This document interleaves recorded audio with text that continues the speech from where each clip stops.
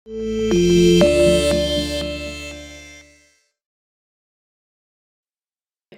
Adventa Penny, ya. Beliau berasal dari Maumere, teman satu kampung dari Esther Emma, dan beberapa tahun yang lampau kami berjumpa di lobi rumah sakit Darmais. Dan beliau pernah mengalami sakit, yaitu kanker kelenjar ludah, dan beliau akan menceritakan kalau hari ini beliau boleh ada dan sembuh, dan karena mujizat, karena kasih dan kuasa Tuhan yang begitu nyata. Dan pada sore hari ini, Ibu Penny akan menceritakan tentang kebaikan Tuhan, mulai dari awal tahun pertama beliau divonis mengalami kanker, dan perjalanan pengobatannya, dan sampai hari ini, betapa Tuhan itu baik dan dahsyat.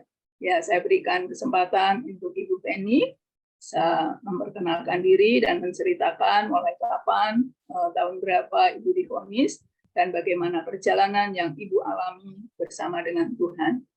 Silakan, waktu dan tempat saya persilakan buat Ibu Penny. Baik, terima kasih Bu Lani. Selamat sore untuk semua sahabat terkasih dalam Kristus. Salam sejahtera untuk kita semua dan semoga semuanya sehat dalam perlindungan Tuhan. Terima kasih sudah memberikan saya kesempatan untuk bersaksi, menceritakan tentang perjalanan riwayat saya mengalami kebaikan Tuhan lewat sakit yang diberikan. Terlebih saat-saat di mana saya mendengarkan vonis dokter saat itu. Perkenalkan, nama saya tadi seperti yang tadi sudah disampaikan Bu Lani. Saya biasa dipanggil Penny dan sekarang tinggal di Maumere, Flores. Saya penyintas kanker parotis atau biasa disebut juga kanker kelenjar ludah. Saya ceritakan sedikit awal mula saya sampai terkena ini. Bermula dari tahun 2003, muncul jerawat kecil yang tidak saya gubris dan saya biarkan. Kemudian perlahan membesar. Jerawat ini membesar sampai dengan sebesar bola pingpong. Saya ingat waktu itu kakak perempuan saya sudah mendesak untuk segera memeriksakan diri ke dokter, ke medis. Kami bersaudara 5 orang, 2 perempuan dan 3 laki-laki. Saat itu saya menolak, sangat menolak, karena saya berpikir itu akan bertambah parah kalau sudah ke medis. Rasa takut, iya. Karena saya memang pada dasarnya takut dengan jarum suntik dan segala hubungan yang melihat yang berbau, yang darah, itu saya takut, sangat takut. Jujur juga saya akui saat itu, saya bukan orang yang tekun dalam doa. Saya ke gereja, saya berdoa, iya. Tetapi itu adalah suatu rutinitas. Berdoa adalah rutinitas buat saya. Bukan kebutuhan. 2018 efek dari jerawat benjolan itu sudah mulai terasa. Saya sudah merasa tidak nyaman untuk makan, melakukan aktivitas yang berhubungan dengan mulut itu sudah tidak nyaman. Saya tidak bisa membuka mulut dengan baik. Kesekian kalinya kakak perempuan saya kembali mendesak untuk harus periksa, harus ke dokter. Saya masih maju mundur. Tetapi akhirnya mungkin dengan sedikit paksaan dari kakak adik dan sahabat-sahabat dekat saya, akhirnya saya memberanikan diri untuk memeriksakan diri ke rumah sakit. September 2019 dari Maumere saya ke Kupang. Kupang itu kota provinsi. saya ke rumah sakit di Kupang. Hasil pemeriksaan di sana Oktober, hasil itu keluar di Oktober 2019. Saya dinyatakan oleh dokter kanker parotis. Saat itu dunia gelap buat saya. Saya merasa Tuhan itu tidak adil sama sekali. Begitu banyak masalah yang saya alami. Kenapa sekarang ketika saya single parents dan ketika anak-anak masih dalam usia sekolah, masih membutuhkan saya, kenapa Tuhan memberikan saya cobaan lagi? Saat itu saya merasa Tuhan sama sekali tidak adil. Banyak hal yang saya pikirkan waktu itu, tetapi kuasa Tuhan juga mungkin karena kesadaran saya mungkin diketuk, dan saya merasa bahwa saya tetap manusia lemah. Pada akhirnya pun saya menumpahkan segala kekhawatiran saya, ke segala kegalauan, kegamangan saya kepada Tuhan.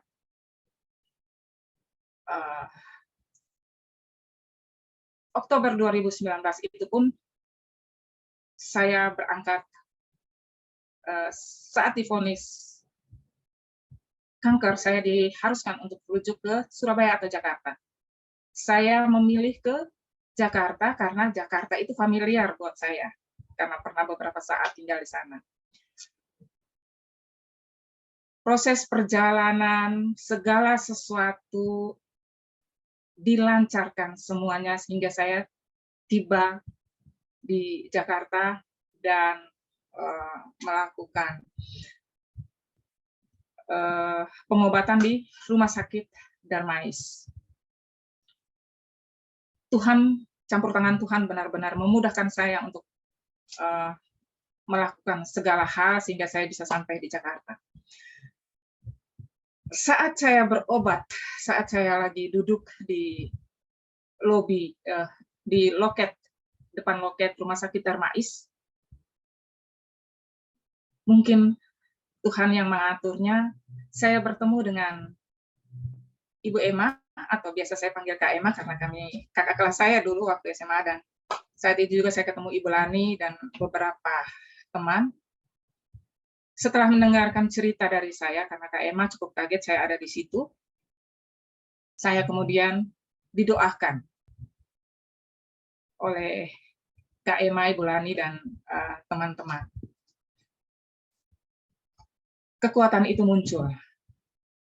Beberapa kali Bu Lani dan tim datang mengunjungi saya, mendoakan saya, baik itu di rumah sakit maupun di kos. Sampai dengan tanggal 6 November 2019, jadwal operasi saya. Itu Tuhan sungguh luar biasa buat saya. Karena tidak mudah, tidak gampang. Jadwal yang saya dapatkan begitu cepat.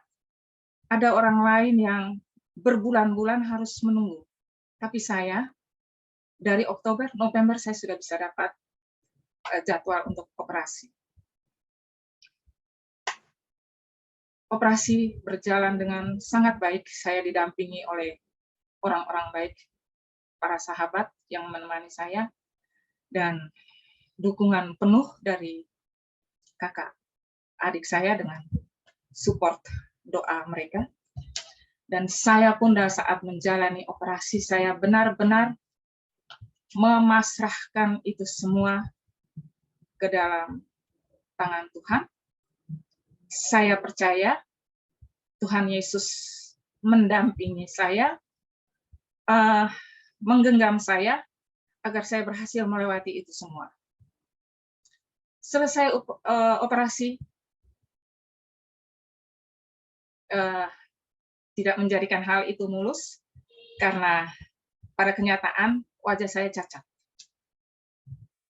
Tetapi kembali lagi, saya berpikir, oke, Tuhan atur sedemikian.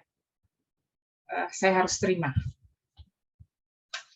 Operasi selesai, dilanjutkan dengan radiasi. Efek radiasi ini pun sangat tidak mudah, karena akibatnya wajah yang terkena radiasi ini menghitam, rambut rontok, dan yang lebih parah, lidah saya tidak bisa mengecap apapun. Saya susah sekali dalam makan, setiap makan tidak berasa, dan itu berat. Tapi Tuhan memang mengirim orang baik untuk saya. Ada seorang sahabat dari Kupang, dia bilang, Fen, setiap kali kamu mau makan, tolong kontak saya, kabarin, saya akan telepon, atau kalau tidak, kamu yang telepon. Dan itu yang terjadi. Setiap saya mau makan, dia akan telepon dan bercerita segala sesuatunya, sehingga saya lupa bahwa saya lagi makan. Proses radiasi ini saya jalani selama 30 kali. Puji Tuhan, saya bisa melalui itu. Saya tetap tidak mengalami hal yang berarti kecuali itu perubahan dalam wajah. Selesai radiasi 30 kali, saya konsul periksa kembali ke dokter, dan dari pihak rumah sakit mengizinkan saya kembali ke rumah, pulang. Dengan catatan 3 bulan lagi, saya harus kembali ke Jakarta. Itu jadi tanggal 31 Januari 2020, saya kembali ke rumah. Maret atau April, mungkin Maret atau April, saya kurang seberapa ingat itu, tapi itu lockdown seluruh wilayah Indonesia, dan saya tidak bisa kembali ke Jakarta untuk periksakan diri. Lagi-lagi campur tangan Tuhan, seorang sahabat di Jakarta berhasil konsultasi dengan Dokter Walta. Dokter itu yang menangani saya operasi. Setelah mendengar cerita dan situasi waktu itu COVID, Dokter Walta mengizinkan saya untuk memeriksakan diri ke Kupang. Dan saya pun berangkat ke Kupang. Hasil pemeriksaan tidak ditemukan sesuatu yang harus dikhawatirkan, dan baik-baik saja. Saya sendiri pun merasa baik-baik saja. Sampai saat ini, saya masih sesekali berkonsultasi dengan dokter tentang perkembangan, atau kalaupun saya ada keluhan, saya akan konsultasikan dengan dokter.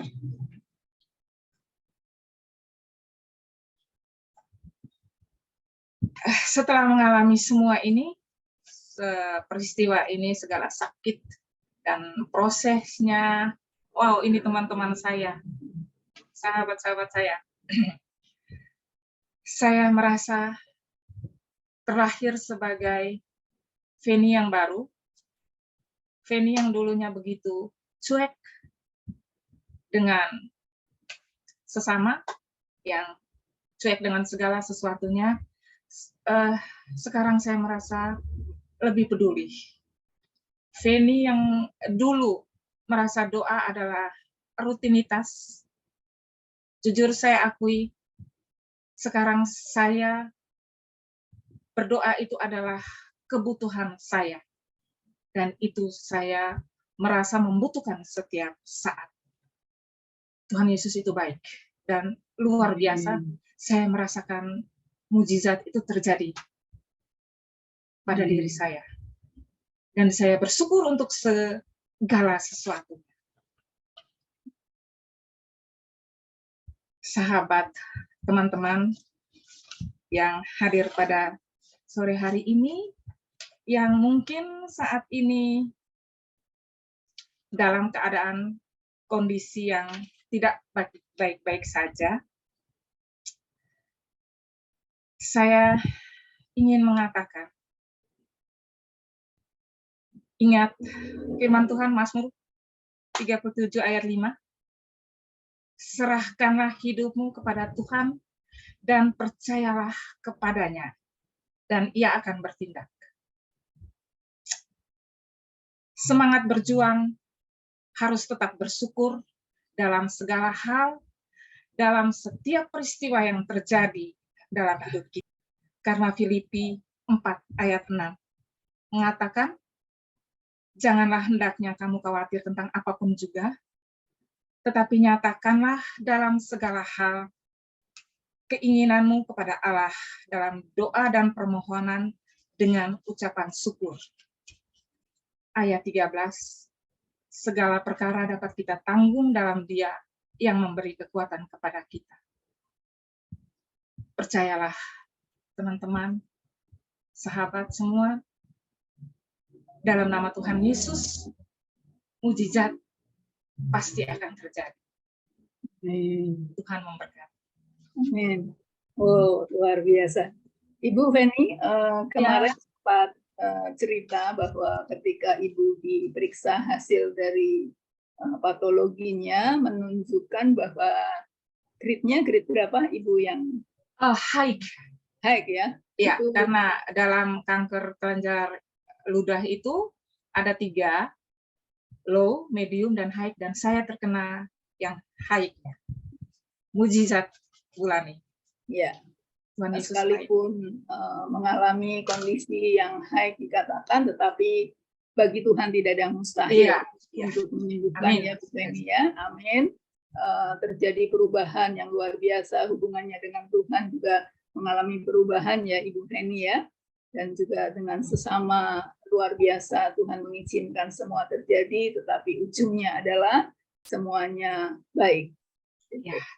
Ya, puji Tuhan, biar hal ini boleh, kesaksian ini menguatkan setiap kita semuanya, bahwa di dalam menantikan kita terlihat saat ini Ibu Feni itu pulih sempurna dari bagian muka ya, jauh daripada yang pernah terjadi beberapa tahun yang lampau ya. Tuhan memulihkan semuanya, baik kesembuhannya maupun juga untuk kondisi wajahnya. Tuhan memulihkan luar biasa ya.